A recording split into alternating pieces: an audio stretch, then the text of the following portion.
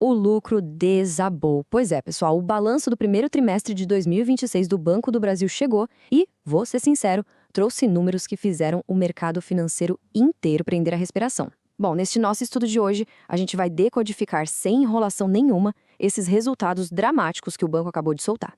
Vamos entender exatamente, detalhe por detalhe, o que está acontecendo por trás das cortinas de uma das ações mais queridinhas da nossa bolsa, a BBAS3. Beleza, vamos direto ao ponto. A gente precisa começar logo com um número que literalmente chocou muita gente. Uma queda de 53,5% no lucro líquido ajustado. Isso quando a gente compara com o mesmo período do ano passado. Não tem como negar, né? É um tombo bastante expressivo que acende um alerta amarelo imediato para qualquer pessoa focada no setor bancário. Mas olha só, quando a gente olha para o valor absoluto, o lucro foi de 3,4 bilhões de reais.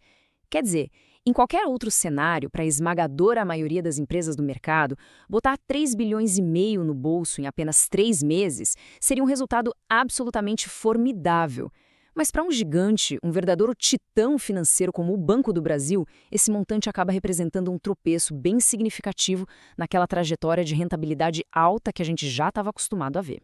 E só para a gente colocar o contexto completo na mesa, vamos dar uma olhada rápida na base desses números. Esse lucro ajustado de 3,4 bilhões se converteu em uma distribuição de 866 milhões de reais em juros sobre capital próprio. Trazendo isso para a nossa realidade, para quem busca aquela renda passiva, a gente está falando de mais ou menos 15 centavos por ação neste trimestre. São aquelas peças fundamentais para a gente começar a montar o quebra-cabeça da situação atual da instituição. Agora, o que chama muita atenção de verdade por aqui é o grande vilão desse balanço, o tal do custo do crédito. Gente, ele saltou da casa dos 10 bilhões lá no começo do ano passado para exorbitantes 18,9 bilhões de reais agora neste primeiro trimestre. É um salto gigantesco. E é exatamente aqui, nessa linha, que o lucro da instituição foi duramente esmagado. E aí vem aquela pergunta natural, né? Aquela que todo analista e provavelmente vocês também estão se fazendo agora. Mas afinal, por que esse custo do crédito explodiu de um jeito tão violento? O que está forçando o banco a reter tanto dinheiro assim?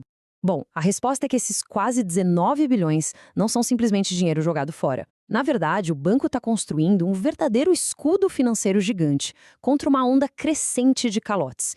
E quem são os culpados por essa pressão? Basicamente, a gente está vendo pressões fortíssimas no setor do agronegócio, além de um aumento bem preocupante na inadimplência das micro e pequenas empresas. Isso tudo joga lá para cima o índice geral dos chamados Non-Performing Loans, que são os empréstimos não performados. E só para ilustrar o nível de estresse de forma bem clara, a inadimplência acima de 90 dias, focada exclusivamente nas operações com micro e pequenas empresas, bateu 8,79%. É um nível de sufoco financeiro severo para esses empreendedores. E isso, claro, acaba obrigando o banco a se blindar, aumentando suas provisões de forma muito agressiva. O lado bom: forte crescimento de receitas. Mas calma lá, o mercado financeiro nunca é feito só de tempestade. Apesar das provisões bilionárias que puxaram o lucro para baixo, o motor principal do banco continua acelerando muito. A margem financeira bruta cresceu 14,8% na comparação anual. A carteira de crédito voltada para o varejo deu um salto de quase 20%. E as receitas com prestação de serviços continuam robustas, na casa dos 8,8 bilhões de reais. Ou seja, a base de clientes continua extremamente ativa e gerando muito dinheiro. E com custos de crédito tão altos, a gente precisa olhar para a segurança estrutural do banco. É aí que entra o famoso Índice de Basileia. Em termos simples, fugindo daquele jargão bancário complicado, o Basileia é como se fosse a armadura da instituição. É uma almofada de segurança exigida por quem regula o mercado só para provar que o banco tem capital suficiente para aguentar o tranco das tempestades financeiras sem quebrar. Então, o ponto crucial é o seguinte: o índice de Basileia do Banco do Brasil fechou este trimestre em 14,23%. Gente, esse número é excelente. O que isso significa na prática é que, mesmo com a inadimplência subindo e o banco separando bilhões para cobrir possíveis calotes, a instituição está extremamente bem capitalizada e sólida. Tem gordura de sobra para absorver esse choque. Com a segurança da casa garantida, a pergunta que fica é: como a gestão planeja resolver os gargalos de eficiência e retomar o crescimento? A resposta está num baita de um contra-ataque focado em tecnologia. A estratégia digital do Banco do Brasil passou de ser só um projetinho paralelo para se tornar a espinha dorsal de toda a operação. E o compromisso financeiro com essa transformação, pessoal, é simplesmente colossal. Somente nesse primeiro trimestre, eles injetaram 2,2 bilhões de reais em tecnologia. Se a gente puxar o histórico, desde 2016, o acumulado chega a 46 bilhões de reais em modernização, nuvem, inteligência artificial. Não é só maquiagem no aplicativo, eles estão reconstruindo o banco de dentro para fora. E isso ilustra perfeitamente como todo esse dinheiro investido se converte em eficiência pura no mundo real. Pensa comigo, hoje são 35,6 milhões de usuários digitais ativos. Impressionantes, 94% de todas as transações feitas hoje acontecem no ambiente digital. E a cereja do bolo é essa aqui. 67% de todo o crédito liberado para o varejo nasce de campanhas direcionadas e superinteligentes usando dados de CRM. É a tecnologia trabalhando duro para vender mais crédito com muito menos esforço. Mas além dessa parte digital, ao mergulharmos no relatório da administração, fica bem claro que a diretoria não está lá só apagando os incêndios de curto prazo.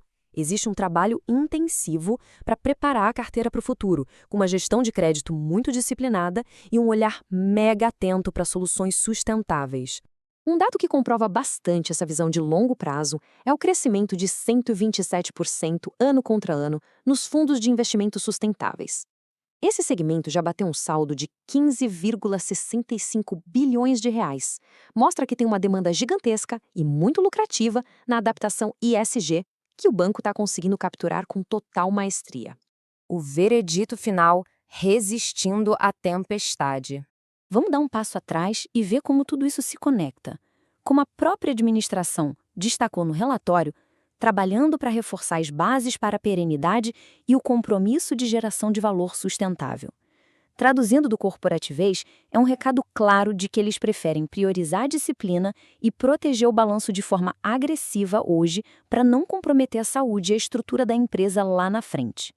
Então, diante de tudo que a gente destrinchou aqui, fica a reflexão que mais importa.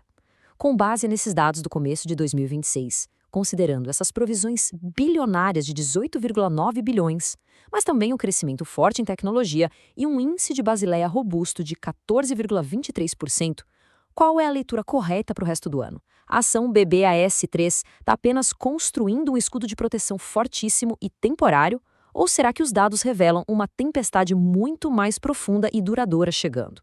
Conta aí pra gente nos comentários, porque a resposta para essa pergunta é o que vai ditar os próximos movimentos do mercado. Um grande abraço e até o nosso próximo estudo.